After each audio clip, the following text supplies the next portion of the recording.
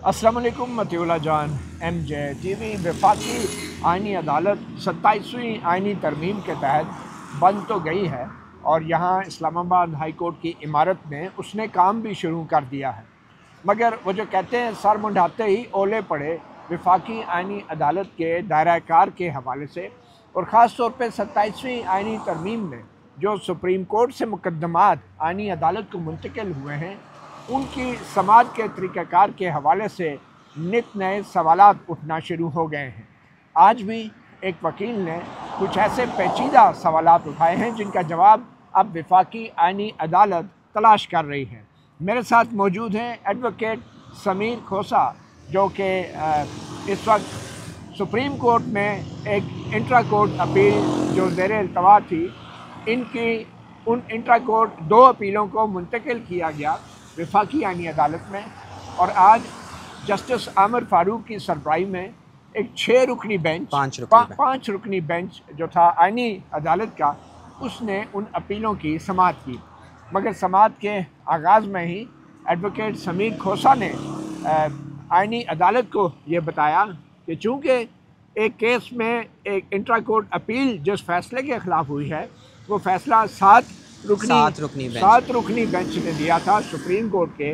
तो इसलिए जो इंट्रा कोर्ट अपील आइनी अदालत की है वो 5 जजों के जो हैं वो बैठ के नहीं सुन सकते, इसको लार्जर बेंच होना चाहिए। जिस पे इब्तदा में तो जस्टिस आमिर फ़ारूक और जजेस ने ये कहा कि ये एक आइनी अदालत है और इसमें जजों की तादाद जो है वो मैटर नहीं करती, जिस पे एडवोकेट समीर खोसा ने बताया कि जो सुप्रीम कोर्ट के कवायद हैं उनके मुताबिक लार्जर बेंच होना ज़रूरी है, और ये वो कवायद हैं जो वफाकी आइनी अदालत भी एक नोटिफिकेशन के ज़रिए अपना चुकी है। तो वफाकी आइनी अदालत भी उन कवायद के तहत अब उस पर यह लाजिम है कि एक लार्जर बेंच के ज़रिए उन अपीलों की समाअत की जाए जो सुप्रीम कोर्ट के या सुप्रीम कोर्ट के आइनी बेंच ने जिन पर फैसला किया था। तो एडवोकेट समीर खोसा, आप खुद ही बता दें ये सारा मामला था क्या असल में, और ये कौन सा मामला था जो सुप्रीम कोर्ट ने तय किया था और आप इंट्रा कोर्ट अपील में गए थे और अब वो अपीलें वफाकी आइनी अदालत में मुंतकिल हो गई? जी, 2 नौइयत के मुकदमे थे। पहला एक सलमान अकरम राजा साहब की तरफ से पिटिशन थी जो कि लाहौर हाई कोर्ट में पहले सबसे फ़ाइल हुई थी, जो इलेक्शन ट्राइब्यूनल्स के हवाले से थी कि पंजाब में जो इलेक्शन ट्राइब्यूनल हैं वो चीफ़ जस्टिस की मुशावरत के बग़ैर नहीं बन सकते, और चीफ़ जस्टिस की मुशावरत के जो चीफ़ जस्टिस ने नामज़द किए थे इलेक्शन ट्राइब्यूनल, वो इलेक्शन कमीशन उनको अपॉइंट करने से कासिर था। वो पिटिशन सुप्रीम कोर्ट तक आई। सुप्रीम कोर्ट में काजी फ़ाइज़ ईसा साहब की एक बेंच ने उसके अंदर फ़ैसला किया, और उसमें जो बाद में chief justice Lahore high court बनी जस्टिस आलिया नीलम, और जो इलेक्शन कमीशन ऑफ पाकिस्तान है उनकी मुशावरत से रिटायर्ड जो ट्राइब्यूनल्स हैं, कुछ ट्राइब्यूनल्स हाई कोर्ट के लगे और कुछ रिटायर्ड ट्राइब्यूनल्स लगे, तो उस हवाले से पिटिशन थी। काजी फ़ाइज़ ईसा साहब के सुप्रीम कोर्ट ने ये फ़ैसला किया था 7 जजों ने, 5 जजों, ये पहला केस है, ये 5 जजों ने फ़ैसला किया था। इसके ख़िलाफ़ हमने इसके साथ एक 184(3) भी फ़ाइल की थी। हमारी आज बुनियादी 2 तहफ़्फ़ुज़ात थे। एक तहफ़्फ़ुज़ ये था कि इसी मामले पे जो जस्टिस आमिर फ़ारूक हैं, जब वो chief justice Islamabad high court थे तो उन्होंने कुछ सीटों के हवाले से एक पिटिशन पे फ़ैसला किया था, और वो क्योंकि आप फ़ैसला इस पे दे चुके हैं तो उनको इस बेंच पे नहीं होना चाहिए। वो फ़ैसला क्या था? वो फ़ैसला ये था कि जो इलेक्शन कमीशन ऑफ पाकिस्तान के पास एक सवाबदीद है इलेक्शन पिटिशन को एक ट्राइब्यूनल से दूसरे ट्राइब्यूनल को मुंतकिल करने की, वो सवाबदीद आइनी है, उसको चैलेंज किया गया था। उन्होंने उसमें ये फ़ैसला किया था कि वो आइनी है और वो ठीक है। उसके खिलाफ तो जो हमने सुप्रीम कोर्ट ने फ़ैसला किया था उसमें पिटिशन में ये चैलेंज हुआ था, तो क्योंकि जस्टिस आमिर फ़ारूक इस पर पहले ही फ़ैसला दे चुके थे तो अपना माइंड डिस्क्लोज़ कर चुके थे, तो हमारी ये तहफ़्फ़ुज़ था कि शायद गैर मुनासिब है कि वो इस बेंच में हिस्सा बने इसको सुनने के लिए। दूसरा हमारा तहफ़्फ़ुज़ ये था जो मैंने उनको बताया कि जी मैंने अपने मौक्किल को जो सलमान राजा साहब हैं उनको अपने तहफ़्फ़ुज़ात के बारे में आगाह कर दिया है कि वफाकी आइनी अदालत एक आज़ाद अदालत के तौर पे इस केस का फ़ैसला नहीं करेगी, लिहाजा मेरे मौक्किल को वक्त चाहिए कि वो इसके बारे में सोच विचार कर लें और सोचें कि ये पिटिशन वो आइनी अदालत के सामने चलाना भी चाहते हैं, और अगर चलाना चाहते हैं तो मेरे से ही चलाना चाहते हैं या किसी और वकील को इंगेज करना चाहते हैं। तो इस बात पे उन्होंने केस में इल्तवा कर दी और 3 हफ़्ते के लिए डेट डाल दी कि फिर ये बात जो है सलमान राजा साहब इसके बारे में सोच लें। ठीक है, दूसरा केस जो था वो एक हमने जब practice and procedure amendment ordinance थी जो कि सदर पाकिस्तान ने लेकर आए थे काजी फ़ाइज़ ईसा साहब जब चीफ जस्टिस थे,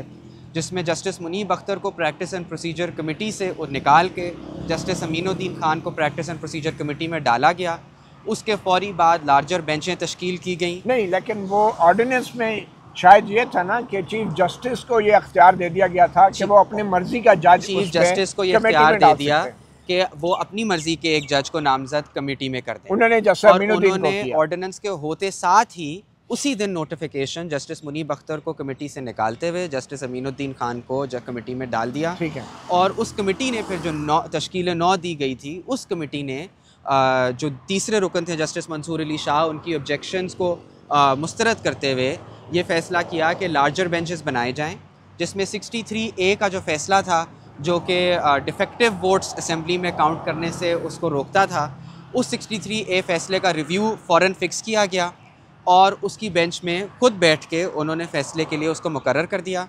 और फिर जब वो फ़ैसले के लिए मुकर्रर भी हुआ तो हेयरिंग के दौरान जस्टिस मुनीब अख्तर ने उसमें शिरकत नहीं की और 4 मेंबर बेंच ने फिर एक और 5वें मेंबर को दोबारा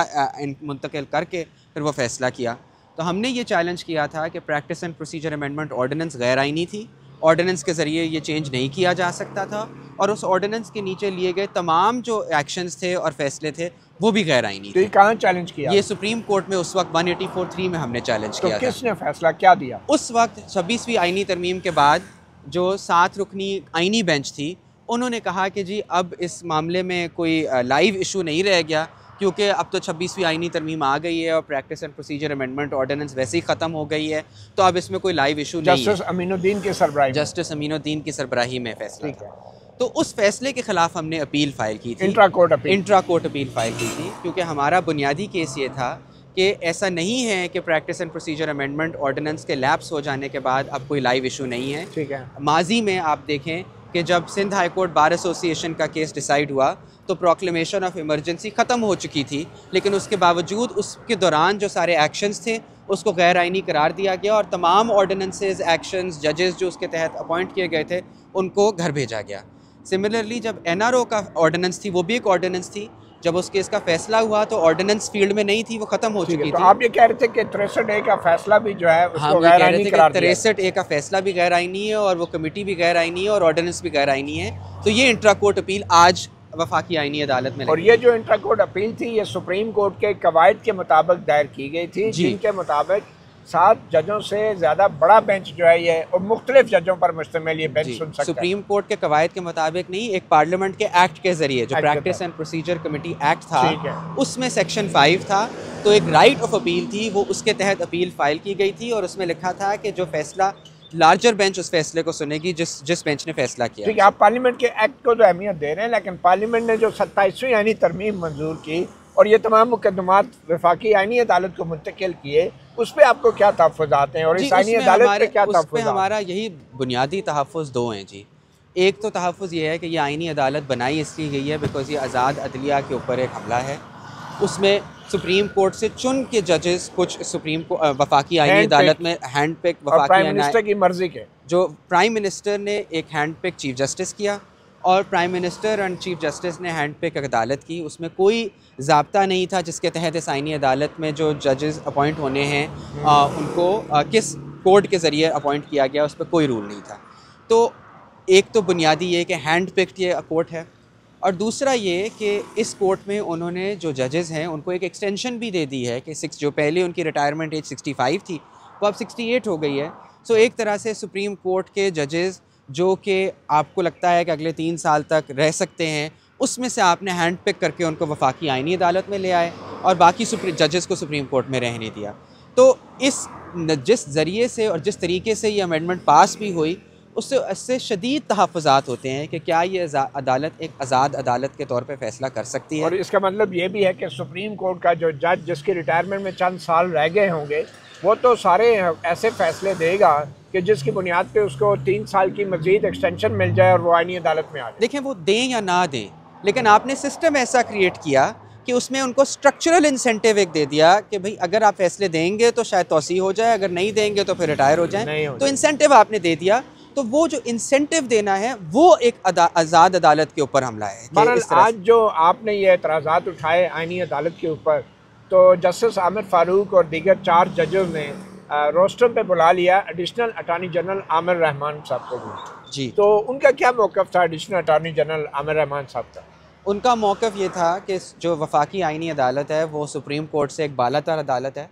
लिहाजा जो वफाकी आइनी अदालत है उसके ऊपर कोई कदगन नहीं है कि वो किस नौइयत की बेंच तश्कील दे सुप्रीम कोर्ट के फ़ैसले के खिलाफ। कितने जजों पर मुश्तमिल, तो किस नौइयत की हो, कितने जजों पर मुश्तमिल हो, तो वफाकी आइनी अदालत के ऊपर कोई कदगन नहीं है। इन सम उनकी सिर्फ ये इस्तदा थी। तो तय क्या हुआ फिर? जी, तय ये हुआ कि उन्होंने कहा कि जी क्योंकि ये अपील एज़ ऑफ राइट है तो इस अपील में तो हम नोटिस कर देते, लेकिन जो मेरे तहफ़्फ़ुज़ात हैं इस बेंच की तश्कील के हवाले से और जो कोर्ट के हवाले से, वो मैंने रिज़र्व किए हैं कि मैं उनके हवाले से जो है जब ये नोटिस पे केस सुना जाएगा तो मैं उसके हवाले से ज़्यादा मैं बहस कर सकता हूँ। नहीं वो तो है, लेकिन क्या ये जो एतराज़ है इसका फ़ैसला आपकी मेन अपील के फ़ैसले के साथ सुनाया जाएगा? अब फ़ैसला वो सुनाते कब है वो उनकी सवाबदीद है, लेकिन ये कि मेरी जो बहस है और मेरे तहफ़्फ़ुज़ात हैं वो कहीं पर मुस्तरद नहीं हुए, ना ही उनके ऊपर कोई फ़ैसला हुआ। उन्होंने सिर्फ ये कहा है फ़िलहाल कि जी नोटिस तो हम फिर भी कर देते हैं क्योंकि ये अपील एज़ ऑफ राइट है, लेकिन जब ये सुना जाएगा केस तो आप अपने तहफ़्फ़ुज़ात जो हैं उनको बयान कर दीजिएगा। तो अब आप आइनी अदालत के सामने पेश होंगे? जी, मेरी पोजीशन तो वाज़ेह है कि मैंने तो अपने क्लाइंट्स को कह दिया है कि मेरे शदीद तहफ़्फ़ुज़ात हैं इस आइनी अदालत के हवाले से और इनकी आज़ादाना तर्ज़ अमल पे ये फ़ैसले कर सकेंगे इनके हवाले से कि नहीं। अब बतौर वकील मैंने इन क्लाइंट्स को अपनी एडवाइस दे दी है, कुछ उनका फ़ैसला है और फिर मैं अपने आप भी लाएअमल देखूँगा कि इसके सामने पेश होने की कोई फ़ायदा है या कोई होप है कि नहीं है। अच्छा, दीगर सीनियर वकला भी इस हवाले से आइनी अदालत का बाइकआउट कर रहे हैं और इस्लामाबाद हाई कोर्ट के जो 5 जजेस हैं जिन्होंने जजेस सीनियरिटी और ट्रांसफ़र मामले में इंट्रा कोर्ट अपील जिनकी पेंडिंग थी वो भी यहाँ आ गई हैं और गुज़श्ता तारीख पे उन्होंने भी बज़ाहिर बाइकआउट किया, वो पेश ही नहीं हुए, ना उनके वकील पेश हुए। तो आप फिर बैरिस्टर सलाहुद्दीन ने भी एक ख़त लिखा है सिंध हुकूमत को कि कुछ अपीलों के अंदर सिंध हुकूमत की तरफ से, इदारों की तरफ से उन्होंने आइनी अदालत में पेश होना था, लेकिन उन्होंने भी माज़रत कर लिया कि इस आइनी अदालत के सामने पेश नहीं होना। तो ये जो अब आहिस्ता आहिस्ता सीनियर वकला जो हैं आइनी अदालत से इज्तनाब कर रहे हैं, ये मामला आपके नज़दीक किस तरफ जाएगा और होना क्या चाहिए? देखिए, मेरे नज़दीक ये एक लम्हा फ़िक्रिया है, क्योंकि इन अदालत को भी और जो लोग ये कानून साज़ी कर रहे हैं उनको भी ये सोचना चाहिए कि ये जो लोग इस वक्त अपना तहफ़्फ़ुज़ात का इज़हार कर रहे हैं ये वो लोग हैं जिनका अपनी पूरी ज़िंदगी कानून के शोबे से वाबस्तगी रही है और उन्होंने इंडिपेंडेंस ऑफ जुडिशरी के लिए और पाकिस्तान की आवाम के लिए, एक्सेस ऑफ जस्टिस के लिए हमेशा अपनी आवाज़ बुलंद की है और लोगों के केस लड़े हैं। तो अगर इस तरह के लोग और वकील जो हैं वो अपने तहफ़्फ़ुज़ात का इज़हार कर रहे हैं तो इसका मतलब कि कहीं सोचने वालों को ये सोचना चाहिए कि पाकिस्तान के लिए ये क्या फ़ायदेमंद है या नुकसानदेह है कि अपने अदारों को इस तरह चलाया जाए और उन अदारों को तबाह व बर्बाद करने की तरफ अगर लेके जाया जाए और आवाम का उन अदारों के ऊपर से एतमाद उठाया जाए तो ये पाकिस्तान के लिए शदीद नुकसानदेह बात है। और यही मेरा ख़्याल है जो फ़िक्र है और सोच है ये उजागर करने की कोशिश है जो ये सारे वकील कर रहे हैं और ये सारी जो तंजीमें हैं ये भी कर रही हैं। मगर आपकी तंजीमें जो हैं supreme court bar association, Pakistan bar council, उन्होंने तो एक प्रेस रिलीज़ जारी की है, बयान जारी किया है और 27वीं आइनी तरमीम और आइनी अदालत की हिमायत का खुलकर इज़हार किया है। तो आप कहाँ खड़े हैं? आपकी तंजीमें तो कुछ और बात कर रही हैं। नहीं, ऐसा नहीं है कि सारी तंजीमें एक बात कर रही हैं। ये जो सुप्रीम कोर्ट बार एसोसिएशन है इन्होंने और पाकिस्तान बार काउंसिल ने भी किया है, लेकिन अगर आप इनके इलेक्शन के बाद जो बार काउंसिल्स के पूरे पाकिस्तान में अजला में इलेक्शन हुए हैं उनको देखें तो उनमें वकला ने अपनी जो